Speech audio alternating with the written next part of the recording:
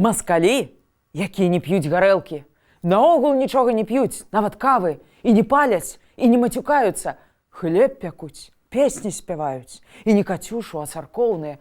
Господі, прасці. Вы, напэўна, падумаеце, Каця, колькі табе заплацілі, каб ты такое казала? З вами Катерина Водоносова ў серыі перадач «Трызуб і пагоня». Сёння мы пагаворым пра нашых старавераў або стараабрадцаў. Іх у нас называлі акурат маскалямі.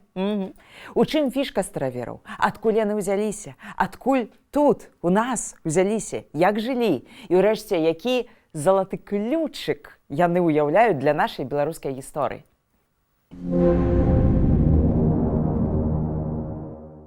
Пачнем з канца, добра?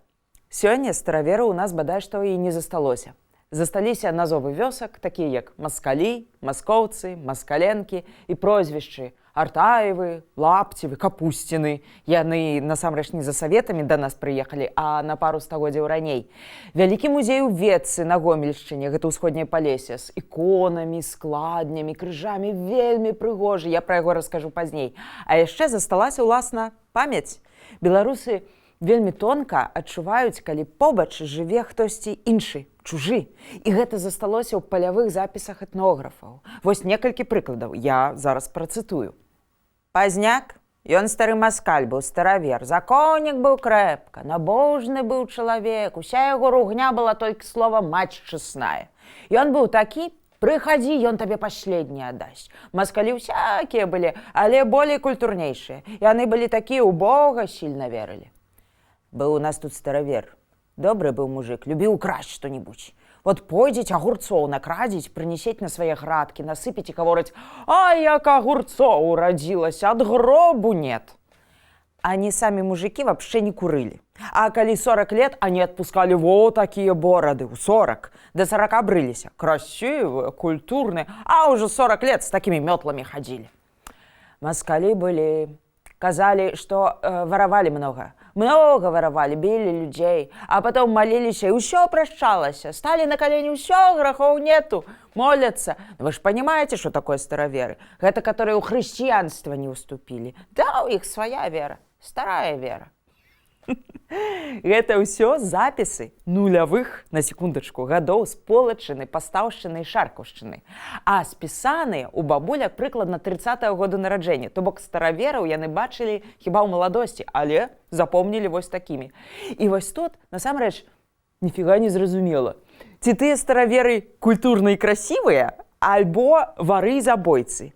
Уб'ець чалавека 5 пятніц адпасціў, і ўсё, граха няма. Так казалі.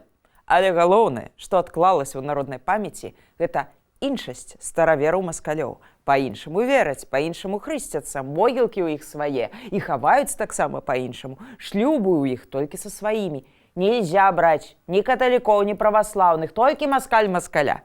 А яшчэ людзі добра запомнілі паганую кружку, якая была ў хаце кожнага старавера. Што гэта за кружка, я таксама распавяду пазней. Ну што, паехалі.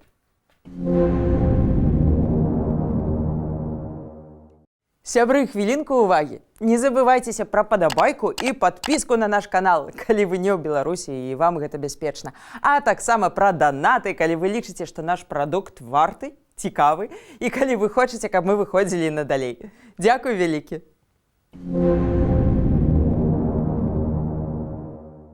Хто такія стараверы? Памылкова думаць, што гэта нейкая секта, якая з'явілася ў 17 стагоддзі і на якую накінулася маскоўская праваслаўная царква. Не. Стараверамі, па вялікім рахунку, былі ўсе тамтэйшыя праваслаўныя да рэформаў патрыярха Нікана і цара Алексея Міхайловича. А вось тыя, хто не прыняў царкоўнай рэформы, атрымалі акурат назоў стараабрадцы, стараверы, па-старому верылі, бо. Але сам стары абрад яны не прыдумалі. Ну і маскоўская ўлада пачала гэтых людзей драконіць. Знакамітая карціна баярня Марозава гэта акурат пра вось гэта вось тое самая гісторыя. Баярыня не хацела зракацца старога абраду, таму цар выслаў яе з сястрой у Бароўск, там пасадзілі ў земляную турму, дзе яны памерлі з голаду. А 14 слугаў баярні спалілі жыўцом у сугробе. Культурка, так бы мовіць, скрэпы. У чым жа увогуле была віна стараабрадцаў, іхнае злачынства? Яны хрысціліся 2 пальцамі, не 3. Вызнавалі 8-канцовы крыж, не 6-канцовы. У іх было асаблівае стаўленне да іконаў. Ікона мае быць рукатворная, пісаная або літая, не друкаваная. Алілуя вымаўлялі 2 разы, не 3. Некаторыя сакральныя імёны пісалі па-іншаму. Ісус, а не Іісус, напрыклад. Ну і гэтак далей. Карацей, страшныя злачынцы, правда? За такое толькі ў сугробах і паліць. Уявіце, што праклён з іх праваслаўная царква зняла толькі ў 1971 годзе. Гэта ўжо калі Кірыл Гундзяеў сваю кар'еру пачынаў, то бок зусім недаўна. Але давайте вернемся ў 1650-е. Ад перспектывы спалення жыўцоў стараверы, якія не хочуць прымаць рэформы, цікаюць. І гэта зразумела. Куды цікаюць? На захад, напрыклад, у Вялікае княства Літоўскае, да нас. А былі гэта людзі не толькі з самой Масквы, Пскоўшчыны, Наўгародчыны. Дарэчы, пра наўгародскіх рускіх у мяне была асобная серыя, гляньце, калі ласка. І тут адразу намеціўся яшчэ адзін падзел. Ён унутраны. Папоўцы, гэта тыя, хто мае святароў, папоў, яны аселі на поўдні, на ўсходнім Палесі, і без папоўцы не маюць святароў, там толькі настаўнікі. Гэта, па сутнасці, такія анархісты. Нават на вяселлі ім дастаткова бацькоўскага дабраславення і ўсё. І вось яны аселі на поўначы. Полачына, Падзвінне, але пазней геаграфія была куды больш шырокай, складанай, яна распаўзалася. Стараверы у нейкім сэнсе сталі шокам для нашага мясцовага насельніцтва, як жыды, напрыклад. Бо яны іншыя у побыце, у веры. Напрыклад, яны не ядуць зайцоў, бо лічаць іх ляснымі катамі. Хлеб самі пякуць, а калі купляюць, то толькі ў аднаверцаў. Для ўсіх чужых быў у іх асобны посуд. Ты не можаш чужым нават піць з аднаго кубка. І ў лазню з чужым хадзіць таксама не можна. І крыж на магіле ставяць у нагах. Не п'юць, не паляць папіросаў, люлек, не ўжываюць цукар. І чым больш праходзіла часу, тым больш стараверы насамрэч замыкаліся ў сабе. Пазней у дамах ім нельга было мець самавар, гадзіннік, такая тэхнафобія, як у амішаў цяперашніх. Свет змяняўся, а яны заставаліся такімі, як іхныя прадзеды, прапрапрадзеды ў 17 стагоддзі. І пры гэтым, на дзіва, яны цалкам упісаліся ў соцыум Вялікае княства, застаўшыся шчырымі ў сваёй веры і застаўшыся сабой. Як гэта атрымалася, хутка раскажу.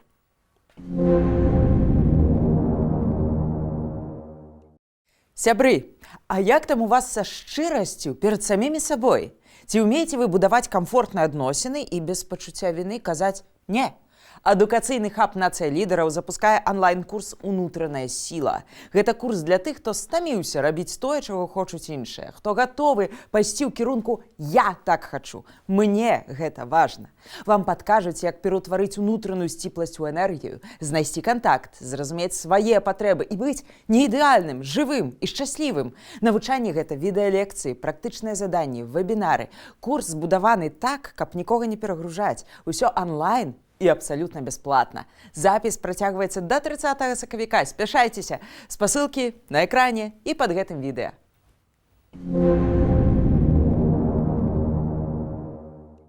Лепшы прыклад, як працавала стараверская цывілізацыя, гэта Ветка на Гомельшчыне. Калі вы былі ў тамтэйшым музеі стараабрадніцтва, то пішыце. Я была, і гэта было штосьці проста неверагоднае. Дык вось, у 1685 годзе на землях мазырскага ваяводы на Сажы стараверы заснавалі сваю слабаду – Ветку.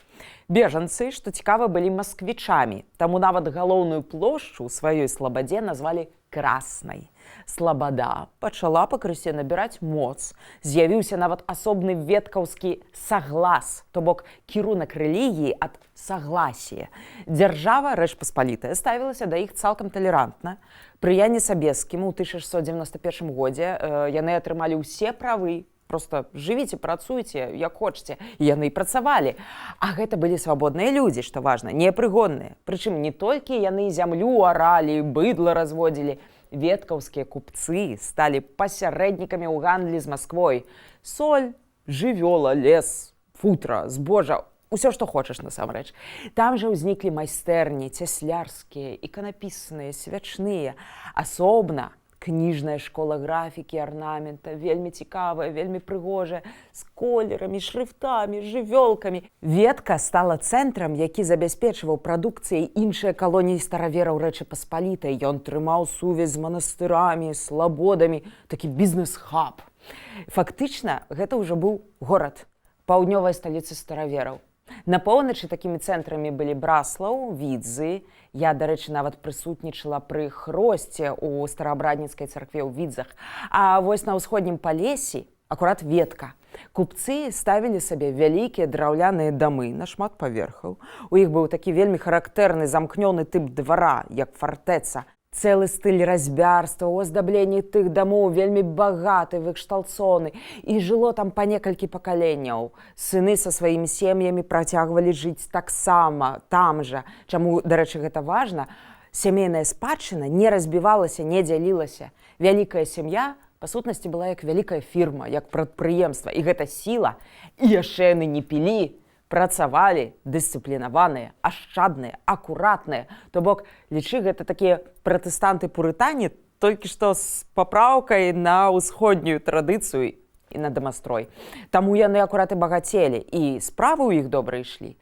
А тое, што яны дзіўныя нейкія, са свайго посуду толькі ядуць, ну, калі ласачка, абы смачна было. Але, бачыце, геаграфія страшная штука насамрэч. Ветка зусім блізка ад маскоўскай мяжы, 16 вёрст. І кожны раз, калі туды заходзілі маскалі з усходу, нашых старавераў яны палілі, рэпрэсавалі, бо яны ж ворагі, здраднікі ў вачах Масквы. 1735 год карная экспедыцыя палкоўніка Сыціна спустошыла багатыя на той момант веткаўскія слабоды. Большасць жыхароў Веткі, 14 000 чалавек, дэпартавалі на Сібір, на Алтай. У 1764 годзе было тое ж самае. Хто паспеў, той збягаў далей на захад, на Гарадзеншчыну, ці ажно ў Польшчу. Дарэчы, Пушкін Александр Сергеевич пісаў у гісторыі пугачоўскага бунту, што ў Ветцы, акурат, у раскольніцкай слабадзе Ветка хаваўся некі час Амельян Пугачоў. Больш за тое, нібыта веткаўцы і падбілі Пугачова рабіць на Расіі мяцеж, на Дану, на Волзе, кашмарыць Расію. О як! Бачце, наша Ветка была донарам расійскай смуты. І гэта кайф. Можам паўтарыць, так бы мовіць. Хаця не, я жартую. Але гэта ўсё часы Рэчы Паспалітай. А вось пасля падзення нашай дзяржавы імперыя дабралася да ўсіх. І ў Ветцы, і ў Свіры, і на Браслаўшчыне, і ў Вільні, і на Беласточыне, паўсюдна, дзе былі стараверскія слабоды. Але тут для расійскай улады вынікла цікавая дылема. З аднаго боку, старавераў трэба пераводзіць у праваслаўную царкву, адзіную, а калі не хочуць, то рэпрэсаваць Сібір. З іншага боку, ім жа трэба на акупаваных тэрыторыях падтрымка, хаця бы хтосьці, хоць нехта. А хто, калі мясцовыя нават іх мовы не разумеюць? Ну, ясна хто, стараверы, самы надзёжны рускі элемент, як пісалі ў справаздачах чыноўнікі. Бо, тыпу, яны свае.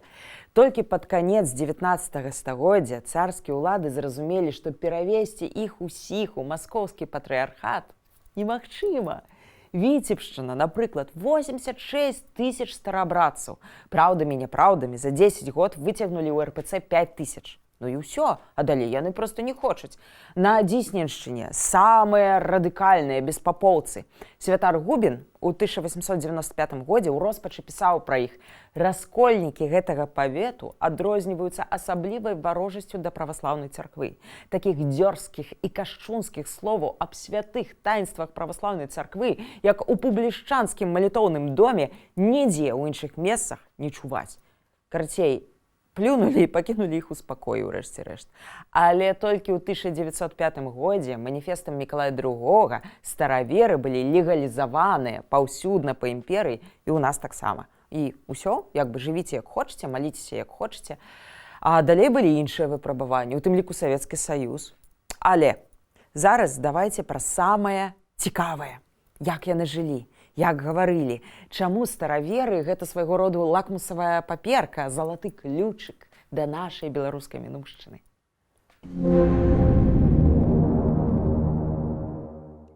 Маскалі, маскоўцы, масколі. Так старавераў называлі ў нас на Полачыне, на Віцебшчыне, Магілёўшчыне.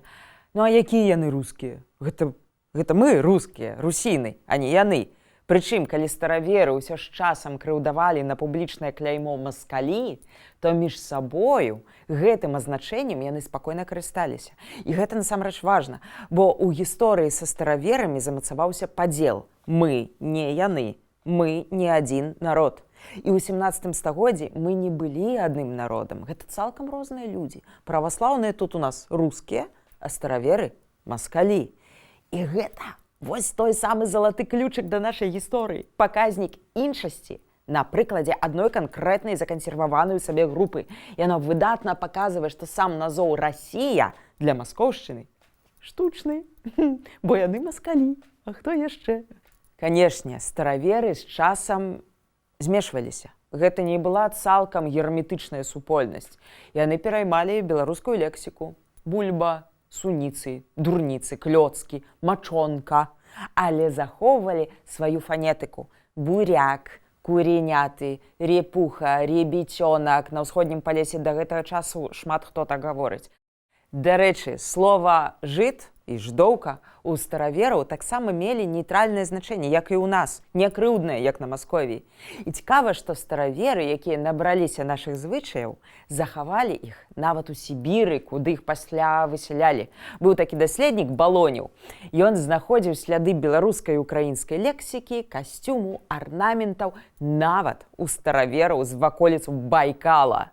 Бульба, луста, макотра, даведайся, дадзена, казалі на берагах Байкалу. Гэта прыкольна, праўда?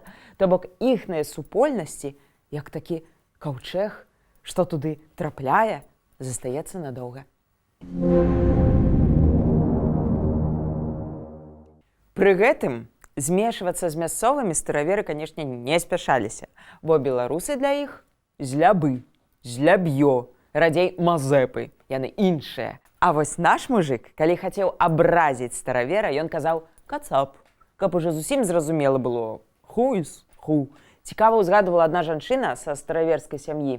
Калі да яе прыслалі сватоў, бацька сказаў «каб раней, то я б не дазволіў табе брацца са злябам, не стараверам. А цяпер дык дазваляю, бо па ўсім відаць час той надышоў, аб якім у кнізе напісана». То бок конец свету, хана, можна жаніцца не са стараверамі. О, страшна. Стараверы яшчэ шчыра верылі, што святыя кнігі і тэксты гэта толькі па-царкоўна-славянску. На іншых мовах гэта ерась. Яны мелі свае варыянты імёнаў і тэрмінаў з пісання. Ева, Іерусалім, предотеча, мыцца у лазні разам з нехрышчонымі ды іншаверцамі таксама было нельга. Это фу-фу-фу-фу-фу. Гарэлае віно купляць ад жыдоў не можна, таксама фу. А па святах, дарэчы, яны трошачкі пілі па пары кілішкаў. На рынку наогул нельга было нічога купляць, а калі ўжо купіў, то ідзі бей 100 паклонаў. То бок гэта гісторыя пра поўнае самазабеспячэнне. Усё, што трэба, ты маеш рабіць сам, ад хлебу да свечак. А калі не ўмееш, то можа яно табе і не трэба насамрэч. Можа яно ад антыхрыста, як кава ці тытунь. Ой, фу. Пры гэтым сярод старавераў было шмат пісьменных, магчыма, і болей, чым сярод беларусаў, бо яны кніжныя людзі. У доме трымалі святыя кнігі, самі іх чыталі, самі маліліся. Галава сям'і гэта такі духоўны лідар, а сям'я гэта і ёсць царква, па сутнасці. Няма нейкага кліра з манаполіяй на святыя тэксты. Таму у старавераў утвараліся ўсё новыя і новыя розныя накірункі, як у пратэстантаў, дарэчы. Бо яны самі чыталі свае тэксты і самі іх тлумачылі. Старавераў, дарэчы, пазнавалі не толькі па бародах. У жанчын увогуле не было бародаў, але і па імёнах. Ніфант, Меркурый, Садока, Навум, Амос, Ісаія, Захары, Аггей. Яны такія старазапаветныя, як правіла. І так рэальна называлі дзяцей ажно да 20 стагоддзя. У нас падобныя імёны, такія як, напрыклад, Дарый ці Захар. Хаця Захараў зараз, ой, многа. Яны выйшлі ў пэўны час з ужытку значна раней. Хіба ў прозвішчах яны захаваліся добра. Дашкевіч, Захарэвіч. І, канешне, вобраз старавера як такога крэпкага, барадатага, неп'ючага мужика, які размаўляе на дзіковіным языке. Футынуты, ножкі гнуты. Ён, хутчэй, насамрэч, романтычны, ён ідэалізаваны. У 20 стагоддзі ад гэтага бадай што нічога і не засталося. Ці не апошняя асаблівасць, якая кідалася ў вочы ў стараверскіх дамах, гэта паганая кружка. Бо калі ты прыйдзеш у дом старавераў і папросіш вады, табе дадуць піць акурат з яе. Вось што кажа мудры народ. Ну, хто іх ведаеш? Маскалі рыжыя, барадатыя, такія, як і нашы, толькі што яны сваімі форсамі, што даюць нам паганую кружку піць. Не тая кружкай, што яны п'юць, а паганую даюць. Ну, якую-небудзь з кансервы, такую банку даюць. А можа, кружка такая ім не надо ўжо. Ну, даюць гэта ўжо мужику піць, а сваю не даюць. Гэта запісана ў вёсцы Пятніцкая Шумілінскага раёна у 2005 годзе ад бабулі 1912 году нараджэння. Прычым, як правіла, калі этнографы пыталіся ў людзей, дзе ў вас тут стараверы, усе маўчалі, бо не ведалі такога. А вось калі пыталіся, дзе тут маскалі, ну, это вунь 2 хаты. І яшчэ прыкол. Калі спытаеш у маскаля, чаго ён вёдры накрывае, то ён скажа, каб бес не купаўся. Ось так. У нас чорт, а ў іх бес. Жывіце цяпер з гэтым. Пра старавераў можна расказваць яшчэ доўга насамрэч. Пра іх звычаі, мову, імёны, адзенне. Імёны былі вельмі цікавыя: Ціток, Патап, Марат. Гэта цікавая група, якая была адрынутая насамрэч некалькі разоў. Спачатку ў сябе на радзіме, яны іншыя, пасля ў нас таксама іншыя. І ўрэшце, калі прыйшла імперыя расіянская, яны там зноў сталі чужыя. Бо маскалі, але не зусім такія ўжо маскалі.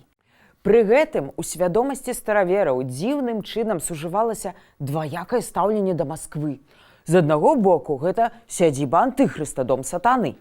А тут жа пры боку шанаванне і нейкі такі трепет. Дасюль на службах яны моляцца о богахранимой стране нашай расійскай, властях і воінствах яе.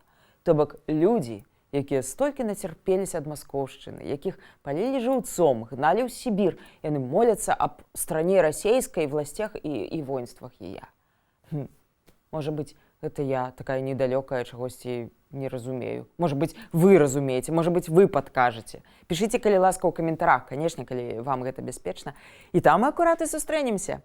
А на сёння развітваемся. Будзьма разам з сапраўднай гісторыяй. Будзьма разам з Украінай.